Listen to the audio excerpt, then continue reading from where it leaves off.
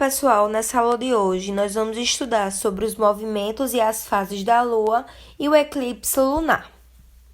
A Lua é um astro cuja origem ainda é desconhecida.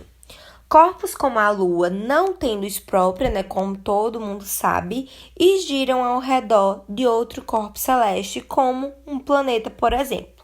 Com isso, eles também podem ser chamados de satélites naturais. Assim como a Terra, a Lua ela também tem um complexo movimento. Dois desses movimentos são também conhecidos como rotação e translação. Porém, há uma diferença em relação ao movimento de rotação e translação da Terra. O período de rotação da Lua é de aproximadamente 27 dias. Portanto, é uma rotação mais lenta, comparada à Terra, que tem uma rotação de 24 horas. A Lua também realiza um movimento de translação em relação à Terra. Então, a translação da Terra é o giro dela em torno do Sol. No caso da Lua, a translação é o giro da Lua em torno da Terra.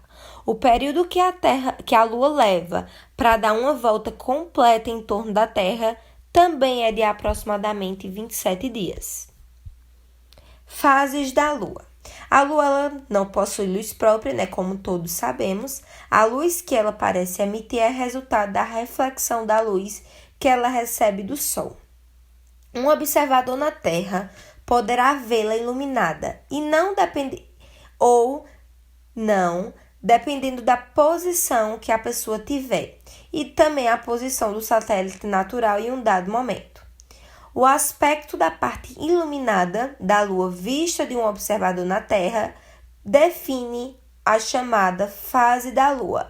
Então, a parte iluminada da Lua é que vai determinar as fases dela. Como a gente pode observar aqui, a variação da parte visível da Lua, a parte iluminada, vai dividir a Lua em 4 fases: Lua nova, Lua crescente, Lua cheia e Lua minguante. Então, a gente pode observar aí, de acordo com a posição da Lua em relação ao seu movimento de translação e, consequentemente, em relação à iluminação dela, vai determinar essas fases da Lua.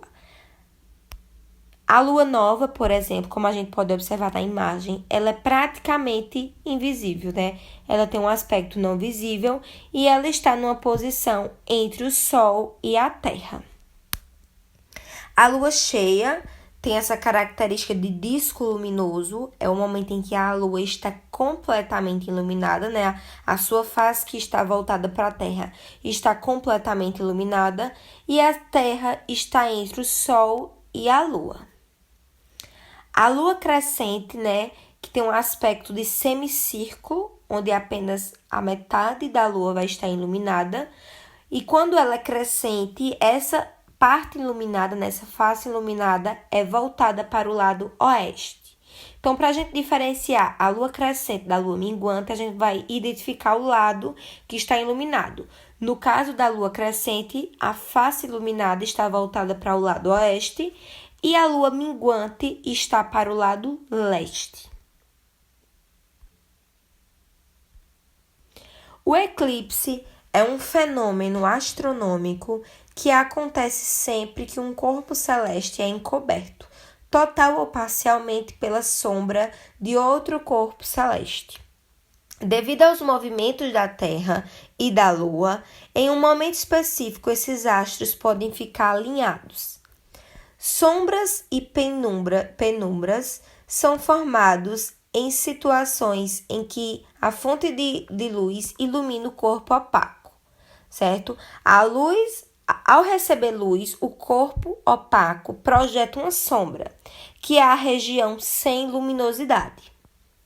Ao redor da sombra existe uma região que recebe uma quantidade menor de raios luminosos. Então, essa região que recebe uma menor quantidade de luminosidade será uma região parcialmente iluminada e é chamada de penumbra, certo? Então, sombra, a região que não recebe iluminação nenhuma, e penumbra é a região que recebe pouca iluminação, uma quantidade menor de raios luminosos. Quando o Sol, a Terra e a Lua ficam alinhados nessa ordem, Sol, Terra e Lua, a Lua atravessa a região de sombra da Terra, ou seja, a Lua não vai receber nenhuma iluminação.